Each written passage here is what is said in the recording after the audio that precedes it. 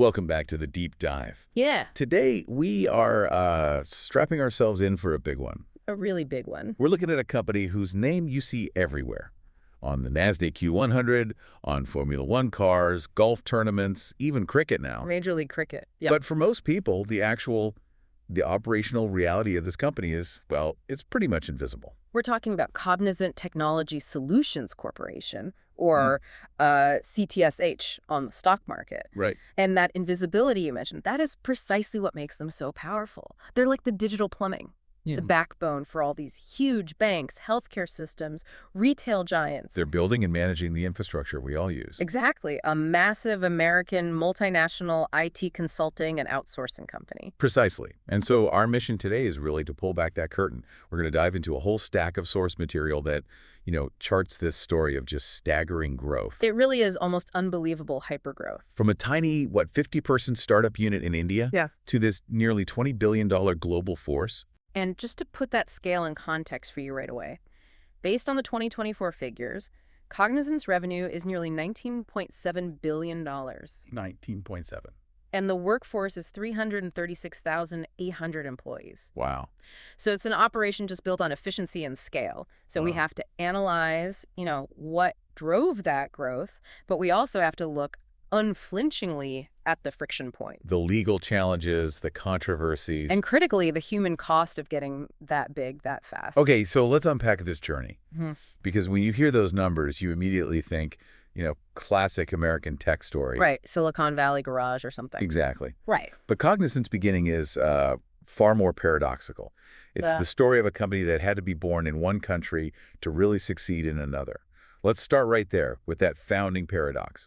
Cognizant is, today, firmly headquartered in Teaneck, New Jersey. It's an American corporation. Legally, yes. But it was founded on January 26, 1994, not in New Jersey, but in Chennai, Tamil Nadu, India. And it started as just a corporate acronym. Right. It was Dun & Bradstreet Satyam Software, or DBSS. And that foundational structure, it's really telling. It was a 76-24 joint venture between the American giant Dun & Bradstreet. B&B, yeah. And India's burgeoning IT pioneer at the time, Satyam Computers. The founding CEOs were Kumar Mahadeva and Srini Raju. And that joint venture structure, it tells you everything about what they wanted to do at first. It wasn't about, conquering the world. Not at all. It was about efficiency for the parent company. DBSS launched with just 50 employees. 50. And they weren't selling their services to anyone else. They were an internal unit, a captive unit. So they were their own first customer. Their only customer. Their sole focus was implementing these large-scale IT projects specifically for D&B's own businesses. It was classic captive outsourcing. Leveraging India's emerging, highly skilled. And cost-effective. Right, and cost-effective talent pool to handle D&B's own internal IT needs. But our synthesis show that this captive model, it didn't last very long at all. So why the pivot? Why so quickly, just 2 years later, did they start chasing external clients? It's sort of a classic story in IT operations, the transition from a captive unit to a profit center. Once that internal team proves it can deliver complex projects efficiently. The cost saving is obvious. Exactly. And so is the market opportunity outside the company. The whole logic shifts from cost center to revenue generator. And that pivot in 1996, it required a major corporate overhaul. Okay, and this is where the family tree gets a little messy, but it's really crucial to understanding the company's American identity. Precisely. So in 96, D&B spins off DBSS and a bunch of other subsidiaries, Erisco, Nielsen Media Research, and so on. The famous Nielsen ratings. That's the one. They spun them off to create a new entity called Cognizant Corporation. D&B was basically carving out its specialized knowledge and information businesses. And DBSS gets a new name. It becomes Cognizant Technology Solutions in 1997, and U.S. ownership gets locked in when D&B buys out Satyam's remaining 24% stake for about $3.4 million. So that's the last piece of the Indian joint venture. Gone. Gone. It's fully American-owned at that point. So the U.S. legal identity was being established, but why did the headquarters need to formally move to the U.S. in 1998? I mean, the vast majority of the employees, the operations, that was all still in India. That move, relocating the HQ to the U.S., was a foundational strategic choice. It was all about scalability. How so? It allowed them to access U.S. capital markets for their eventual IPO. To get those big Fortune 500 clients, you need to be perceived as an American corporation. You need U.S. governance, U.S. liability structures, even if your delivery engine is 10,000 miles away. Which brings us to the public launch. After another split where the parent, Cognizant Corporation, divided into IMS Health and Nielsen, Right. Cognizant Technology Solutions becomes a public subsidiary of IMS Health. And that leads to the famous IPO in June of 1998. It was a partial spinoff, but it let them raise capital, establish their own valuation, and their timing. I mean, their timing was perfect. Oh, because of Y2K. Exactly. They capitalized on two enormous global demands: Y2K remediation projects, fixing the Millennium Bug, and the first big wave of web development services. They hit the market with these immediate, high-demand, high-margin opportunities. The leadership story since then seems to mirror this constant search for growth. The founder, Kumar Mahadeva, he resigned in 2003. Right around the time IMS Health sold off its remaining 56% stake. That's when Cognizant became fully independent. And that post-IPO era saw some real stability, especially under Francisco de Souza, who took over in 2006. That was the era of just massive, unprecedented scaling.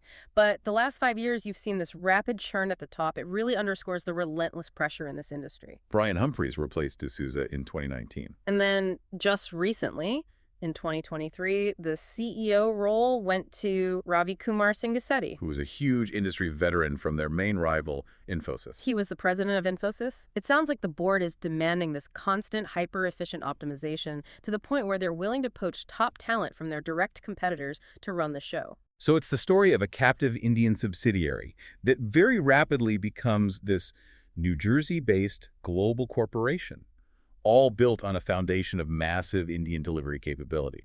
The financial story of Cognizant, it's not subtle at all. It's just this relentless, aggressive climb. You can literally track their rise using the Fortune 500 ranking data.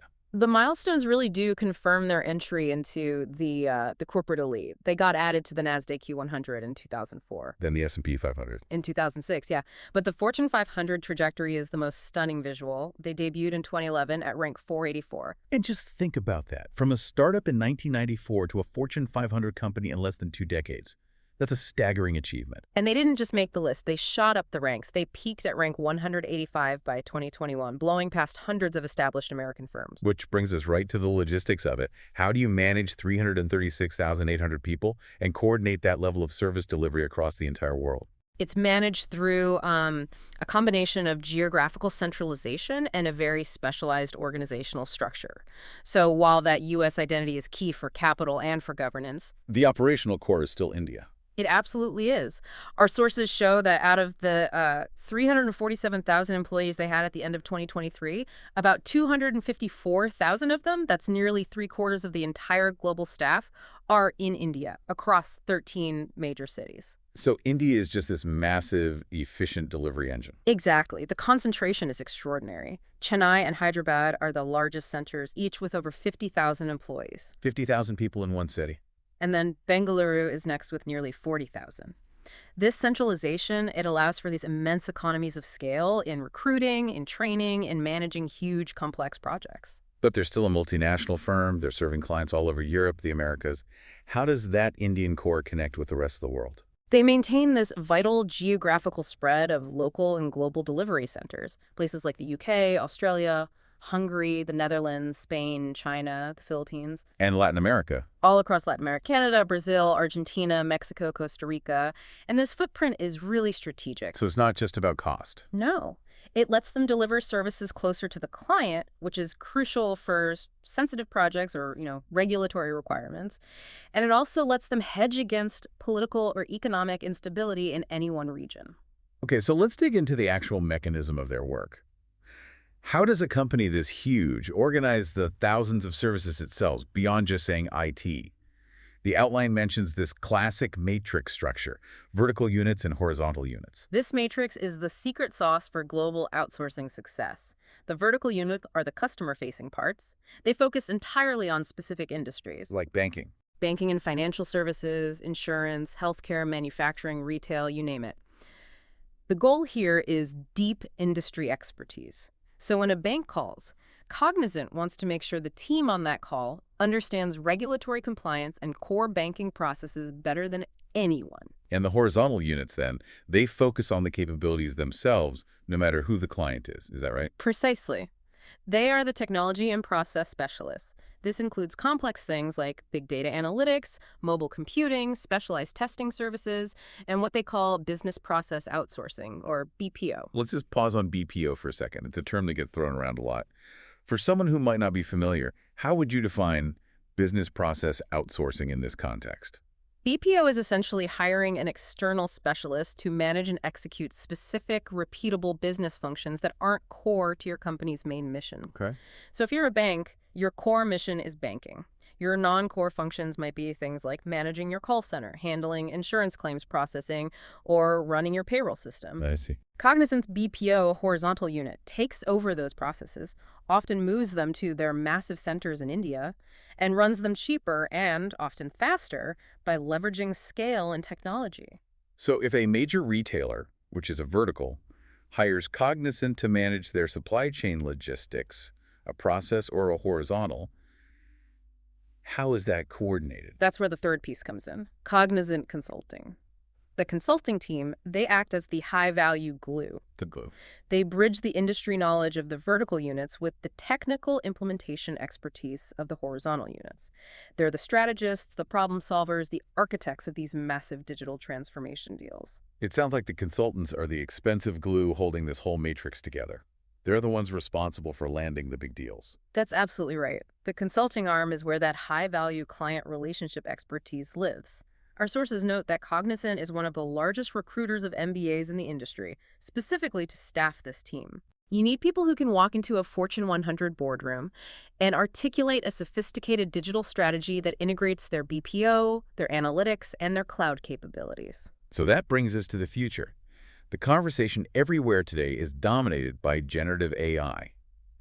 Given how heavily they rely on massive manual labor in India, how credible is Cognizant's claim to be at the forefront of generative AI? Isn't there a fundamental tension there? That is the essential tension facing every large IT services firm right now. If AI can automate large parts of that manual, repeatable BPO work, which is Cognizant's bread and butter, it's a direct threat to their core revenue stream. So their strategy has to be aggressive. It has to be. And their April 2024 partnership with Microsoft is a key piece of that. A critical, proactive move. It is. They announced a major strategic partnership specifically to expand the reach of generative AI and Microsoft's co-pilots. The goal is twofold. First, to accelerate innovation for their clients, basically selling Gen AI-driven transformation before Arrival does. And second, and just as important, is internal, enhancing their own employee experiences and automation. They're trying to future-proof their model by making AI a coworker, not just a replacement. It's a defensive strategy wrapped in an innovation claim. If AI is going to disrupt the outsourcing model, they want to be the ones selling the disruption. So let's pivot to how they achieved this scale. I mean, it wasn't purely organic growth. They didn't just hire hundreds of thousands of people. This is fundamentally a story of aggressive, inorganic expansion through mergers and acquisitions, M&A. Oh, M&A is baked into their DNA. The sources show a history of well over 50 major deals. And they treat acquisitions not just as a way to get more headcount, but as a strategic tool to buy intellectual property, gain immediate market share in high-growth areas, and acquire established client lists without waiting years for organic growth. So if the last section was about how they structured their internal muscle, this section has to be about how they gained new muscle quickly through M&A. when you look at that long list, one deal just jumps out. It's a clear game changer, showing they wanted to dominate a critical, highly regulated sector, healthcare. That would be the mega deal. The acquisition of TriZetto Corp in September 2014 for a monumental $2.7 billion. $2.7 billion. This was Cognizant writing a check that said, "We are serious about healthcare." So what made TriZetto worth that much? What capabilities did it bring to the table? TriZetto was a leader in healthcare IT services, software, and BPO. They were especially strong in the complex revenue cycle software used by payers, insurance companies, and providers, so hospitals and doctors. And the U.S. healthcare sector is just massive. Massive, recession-resistant, and burdened by immense administrative complexity. By buying TriZetto, Cognizant gained proprietary software and these deep, established relationships with major U.S. health systems and insurers overnight. It positioned them as this critical, entrenched player in a very lucrative vertical. And once they made that huge commitment, they started systematically buying up smaller, related firms to consolidate their expertise. Exactly. You see these subsequent buys like TMG Health, Boulder Healthcare Solutions, T2C Top Tier Consulting. These were what they call tuck-in acquisitions, Right. focusing on specialized areas like consulting for providers or Medicare and Medicaid BPO services. They didn't just buy a company, they bought a leadership position in a market. And beyond healthcare, you see this relentless acquisition strategy targeting the next big digital trends: digital engineering, cloud, CRM. They're essentially buying the capabilities they need for the next decade of IT transformation. Look at the digital engineering and industrial IoT space. They just bought Belkin in June of 2024. And Mobica. Mobica, which is focused on embedded software for automotive and IoT, Bright Wolf for industrial IoT, TQS integration for Industry 4.0 data analytics. These acquisitions signal a big shift from just legacy maintenance to cutting-edge smart factory and connected device work. Cloud capabilities, especially on platforms like Microsoft Azure and ServiceNow, seem to be a really high priority for them. Why buy these specialties instead of just training your own people? Time to market, that's the primary driver. If you want to be an elite partner with Microsoft or ServiceNow, you could spend 5 years trying to certify 10,000 employees. Or you can spend $500 million and buy a company that is already an elite ServiceNow partner with the credentials and a premium client base ready to go. So their acquisition of Thirdera, the ServiceNow specialist. And earlier ones like 10th Magnitude for Microsoft Azure and New Signature for Microsoft Cloud, it's a classic example of that strategy. Instant scale, instant credibility. We also see a clear consolidation strategy around customer relationship management, or CRM, specifically centered on the Salesforce platform. The CRM buys are designed to capture that entire customer engagement lifecycle. They bought Code Zero, EI Technologies, a leading European Salesforce specialist advanced technology group, and Sauce Focus in India. So they're covering all their bases. It ensures that whether a client needs a complex quote-to-cash implementation, digital marketing integration, or just basic CRM setup, Cognizant has pre-packaged, acquired expertise ready to deploy anywhere in the world. And beyond just technology, acquisitions have also been a core strategy for geographical expansion, for getting into specific regional markets. This is essential for them to maintain that multinational status and avoid becoming too India-centric in their market reach. They used acquisitions to establish strong footprints in crucial European economies. Like in France and Germany. For instance, buying Equinox Consulting in France gave them specialized financial services expertise there. And acquiring the C1 Group in Germany, which was actually 6 companies, gave them immediate access to high-value IT services, particularly around SAP consulting. And in the Asia-Pacific region. They bought Servian for data analytics and Adaptra for insurance consulting in Australia. It's a hyper-efficient, if very expensive, way to scale globally and acquire ready-made talent and contracts. So let's connect all this immense scale back to the high-profile visibility you mentioned at the start. How does this strategy translate into their brand presentation? Well, the projection of scale is critical. Once you hit nearly $20 billion in revenue, you can afford to purchase brand visibility that matches your global reach and your technical aspirations. They're broadcasting a message. The message is, we are fast, we are technologically advanced, and we are everywhere. And nothing says fast and technologically advanced like Formula One. That's right. Becoming the title sponsor for the Aston Martin Formula One team in 2021, it just plasters their name on a globally televised event associated with precision engineering and high-tech performance. It's the ultimate marketing move to go from being a back-office IT provider to a front-of-house digital transformer. And they didn't stop with motorsports. They're heavily invested in golf. A global partner of the President's Cup, title partner of the LPGA Tour's Founders Cup, and a presenting partner of the John Shippen Shootout. Plus, just this year, the 2024 title sponsorship of Major League Cricket. These sponsorships, they project this image of a reliable, premium, Fortune 500 powerhouse. However, if this section was about how they gained muscle through M&A and branding, the next section has to be about the structural stress that all this hypergrowth and global presence creates across both legal and ethical borders. And this is the essential pivot. Any company that operates at this scale is going to have legal and regulatory friction. It's unavoidable. Of course. But the breadth and the severity of Cognizant's reported controversies are significant. They touch on India, the U.S., Ireland. What's fascinating is how the challenges seem fundamentally tied to that pursuit of hyper-efficiency and growth in these very complex The markets. controversies range from, blatant bribery in India to massive tax disputes. And from corporate governance failures in the U.S. to major client litigation, it covers a lot of ground. Let's start with a foundational problem that a lot of large infrastructure companies face: Mm. corruption and bribery in their core operational centers. Our sources detail this incident involving Larsen and Toubro, or L&T, which ended up triggering U.S. scrutiny. The investigative reporting on this was pretty damning. It highlighted that L&T paid $3.64 million in bribes to Indian government officials And why? What were the bribes for? to secure essential permits for building these large operational campuses, things like environmental clearance and power connections.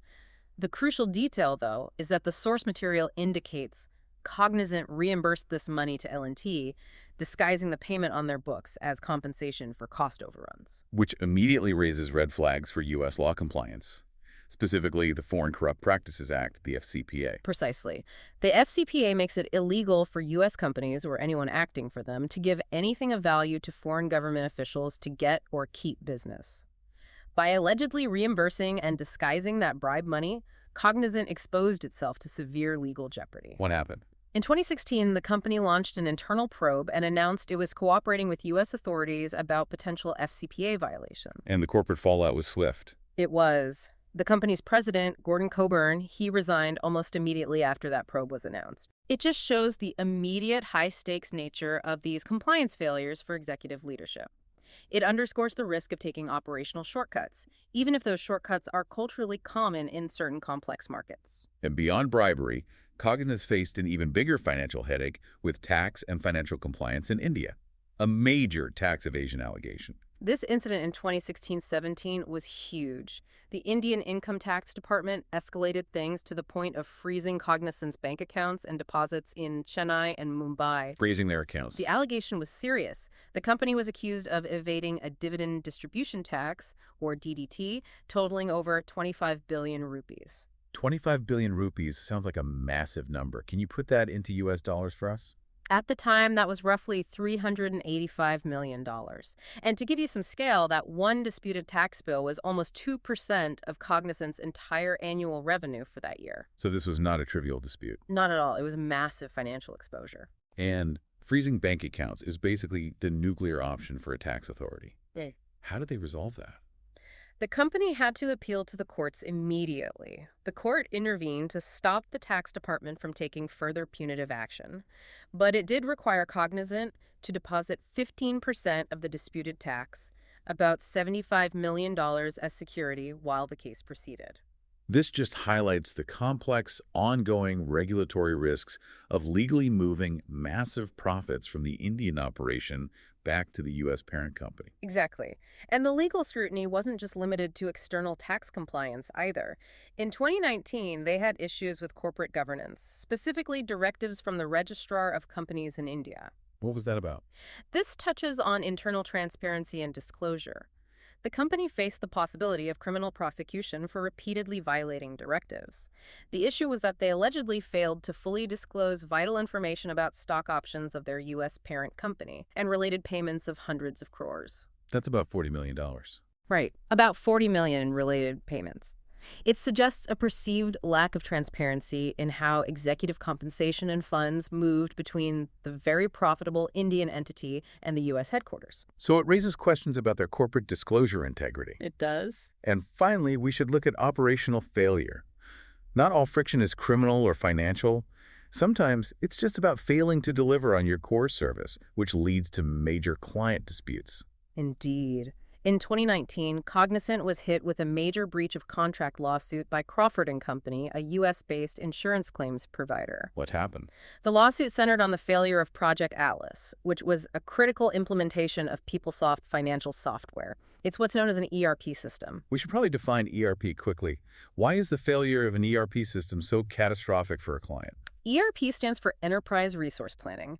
Think of it as the central nervous system of a big corporation. It manages everything: financials, HR, supply chain, manufacturing. So when it fails? When an implementation fails, and they are incredibly complex, so they often do, it can halt a company's ability to pay bills, process orders, or even close its books for the quarter. A total disaster. Crawford and Company alleged that Cognizant just failed to properly design and implement the system, which led to fundamental business disruptions. When a mission-critical project like that fails, it doesn't just damage your reputation, it lands you in court facing millions in damages. It's clear that managing the legal and financial compliance of a multinational behemoth like this is a constant battle. But the deepest and frankly most troubling revelations in our source material relate to the management of human capital. Yes. When you talk about 336,800 employees, you are necessarily talking about a global labor machine. And this model has generated substantial friction, particularly in the U.S., related to immigration and wages. And that leads us right to the H-1B visa discussion. Cognizant has historically been a major recipient of H-1B visas in the U.S. And these are the visas that allow U.S. employers to temporarily hire foreign workers in specialized fields. Exactly. The program is essential to the outsourcing model, bringing specialized expertise from, say, India to a client site in the U.S. But the practice has been heavily scrutinized for potential abuse, and the sources reveal some clear historical violations. In 2009, an investigation by the U.S. Department of Labor, the DOL, found Cognizant was in violation of H-1B provisions. How so? They found the company had effectively stolen wages and benefits from 67 workers. They were required to repay over $500,000 in back wages. $509,000. Right. And while the DOL noted that Cognizant cooperated in correcting the issue, the finding of wage theft from foreign workers is a very serious indictment of their labor practices. And separately, the company was also required to pay $5.7 million in back pay and fines. That was from a class action lawsuit claiming that their quality assurance analysts were not paid the full value of their overtime. It suggests systemic issues in accurately compensating specialized labor. These issues, they all feed into that high-profile narrative of U.S. workers being displaced by foreign labor. Yes, and while that 2016 lawsuit involving displaced Disney workers, which got national media attention, was ultimately dismissed by a judge, the sentiment remains a powerful critique of the outsourcing model. The question is always, are these H-1B visas being used for truly specialized skills or just for cheaper labor? Exactly. And yet, the internal restructuring and layoffs show an ongoing pattern of workforce turbulence across all levels and regions, regardless of nationality. The company has shown a ruthless dedication to cutting perceived underperformers to maintain their margins and strategic flexibility. This includes the sharp dismissal of 200 senior executives. 200 above the director level who were deemed not able to catch up with the latest technologies. That is a massive purging of high-level management. It suggests either serious structural deficits in adaptation or a board that's demanding immediate results no matter what. And those cuts filter down to the masses in India, often shielded behind the annual performance review process. Precisely. In 2017, about 6,000 employees lost their jobs in major Indian centers like Hyderabad, Bangalore, and Chennai as part of these reviews. And employees complained they were being forced to resign. They did, rather than face outright termination. The company also offered a voluntary separation program, basically a severance package of 6 to 9 months' salary for senior VPs, AVPs, and directors, a clear effort to cull the expensive management layers. This brings us to a very pointed case from early 2024. It perfectly illustrates the immediate business logic of M&A colliding with the human cost of global optimization. This is the situation involving medical scribes. So in 2023, Cognizant acquires the U.S. Medical Scribes division from Microsoft Nuance. It's called DEX. And medical scribes are the workers who listen to doctor-patient conversations and input all that data into the electronic health records. Right. And immediately after the acquisition, in January 2024, Cognizant laid off over 700 U.S. medical scribes and managers. And what was the strategic logic behind that sudden mass layoff? To migrate the U.S. hospital accounts to their existing, much larger and far cheaper Indian scribes division. This is core optimization. You acquire a capability and then you immediately shift the underlying labor to the low-cost center. There was also significant criticism over the legal precision of how they handled the termination of a smaller group of U.S. employees. Yes. The source material notes the immediate termination of about 40 U.S. employees. And that number, 40, is critical. Why? Because it falls just below the WARN Act minimum of 50. The Federal WARN Act requires employers to give 60 days notice for mass layoffs. By keeping the number just under 50, those 40 U.S. employees were terminated instantly with only 1 month severance, avoiding the 2-month statutory notice the WARN Act would have required. It's technically legal optimization at the direct expense of employment protection for their newest employees. That's how it was heavily criticized, yes. And we have to address the discrimination claims. A U.S. jury found the company had discriminated in a high-profile retrial just this year. In 2018, a race discrimination suit was filed by former non-Indian employees. They alleged poor treatment, denial of promotions, and being replaced by what they claimed were less qualified Indian nationals. All orchestrated by Indian supervisors. That was the claim. Cognizant fought it fiercely at first, saying it was about national origin, not race. However, a jury in the 2024 retrial found that the company had discriminated and ordered damages. And that is a very significant finding for an IT services giant. It is. It suggests that managing a large, globally integrated workforce carries these deep internal, cultural, and legal risks. All of these labor and operational frictions, however, they just pale in comparison to the deepest, most troubling details found in our sources, which focus on the content moderation crisis. This is where the outsourcing model really hits ethical bedrock. This segment requires serious reflection. For context, Cognizant held these massive lucrative contracts to provide content moderation services for Facebook, now Meta. Which means Cognizant employees were outsourced to do the digital world's hardest job. Watching, processing, and making rapid decisions on the most extreme, disturbing, and graphic content uploaded to the platform. Let's start with the Phoenix office, which was detailed in investigative reporting in early 2019. The reports are genuinely harrowing. The investigation documented a workspace just defined by psychological trauma. Employees tasked with this content moderation developed severe, life-altering mental health issues, Including documented PTSD. documented post-traumatic stress disorder resulting directly from constant, unmitigated exposure to graphic violence, to self-harm, hate speech, and conspiracy theories. And the sources detail that the internal workplace environment, it just reflected this trauma. It did. Moderators at the Phoenix office reported widespread issues: drug and alcohol abuse as coping mechanisms, sexual intercourse happening in the workplace, and a constant fear of violence from terminated workers who had made threats against staff.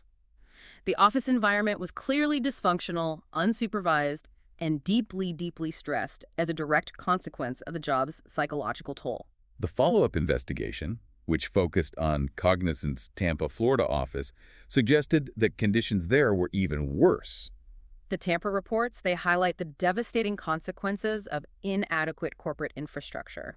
A content moderator named Keith Utley suffered a fatal heart attack while working in March of 2018. He died in the hospital. That's awful. And the sources crucially noted that the office lacked an on-site defibrillator. I mean, you think about the $20 billion revenue, the Formula One sponsorships, and yet basic emergency safety equipment was absent in this high-intensity workplace that was driving extreme psychological stress. The contrast is stunning. And beyond that tragic death, the physical and psychological conditions reported were just horrific and unsanitary. Workers described an environment plagued by bed bugs, generally unsanitary work conditions, insufficient and inadequate mental health resources, and routine incidents of sexual harassment, workplace violence, and theft. And the psychological environment, Defined by constant trauma from exposure to graphic child abuse and animal cruelty videos. And the sources note that Cognizant actually tried to hide the extent of these problems before the press arrived, which really speaks to a corporate awareness of the failure. Yes. The reporting described the company sanitizing the office ahead of media visits, calling it a dog and pony show phenomenon. Wow. And to even get these jobs, moderators had to sign non-disclosure agreements with Cognizant. It's a classic move to enforce silence. And yet, former employees bravely broke those NDAs to provide information for the investigation, which just demonstrates the severity of the crisis. So what was the ultimate corporate result of all this negative coverage? Did the ethical failure outweigh the financial necessity? In the end, it did. Following this massive public backlash and the undeniable documentation of severe, life-altering working conditions, Cognizant announced in October 2019 that it would phase out a significant portion of its content moderation contracts in 2020. So it became too much of a liability. It indicates that the scale of the reputation risk, the potential liability, and just the ethical horror associated with this line of business became too high, prompting a retreat from handling the dirtiest digital tasks. This has been a necessary, a detailed, and frankly a difficult look behind the highly polished facade of a true global titan. When you synthesize this duality, Cognizant is a case study in aggressive 21st century corporate scaling. They achieved this virtually unmatched Fortune 500 status through phenomenal strategic growth. Spearheaded by those transformative acquisitions like Trizetto. And the meticulous global labor strategy centered on efficient Indian operations. Their ability to adapt, which you see in their push into Gen AI, is undeniable. Yet that narrative is just so severely complicated. The structural stress of that growth is manifest in their legal history, reimbursing bribes, facing massive tax disputes, violating corporate disclosure rules. And the aggressive operational strategy has led to these severe documented labor issues, wage theft, mass layoffs where U.S. employment protections were narrowly avoided, discrimination findings. And tragically, the psychological trauma documented among the outsourced content moderators. The narrative of Cognizant really forces you to move beyond the balance sheet. They are a company that has mastered the art of global arbitrage balancing American capital and governance with massive Indian operational scale. But this process of relentless optimization creates friction in every single area we discussed, often at the expense of regulatory compliance or human well-being. So what does this all mean for you, the learner? The core learning here is really understanding the hidden costs of global outsourced services. When a company claims to offer massive efficiencies, you have to ask, where did they cut the corners? Were those costs in regulatory non-compliance like we saw in the bribery and tax disputes? Or were they human capital costs, Yeah. like the mass layoffs, the visa manipulation, or, most horrifically, the psychological trauma documented among contract workers who were forced to manage the extreme toxicity of the digital world? And our provocative thought for you to consider today builds on this fundamental duality. When a corporation reaches a scale that allows it to project this polished, cutting-edge image like a title sponsorship of a Formula One team, are those high-profile branding efforts morally or financially sufficient to offset the documented severe working conditions, the inadequate safety, and the psychological damage reported in its outsourced operations? And what level of responsibility does a massive publicly traded corporation ultimately bear for the well-being and safety of the contract workers, handling its dirtiest digital tasks across the globe? We'll let you wrestle with that one. Thank you for joining us for the deep dive.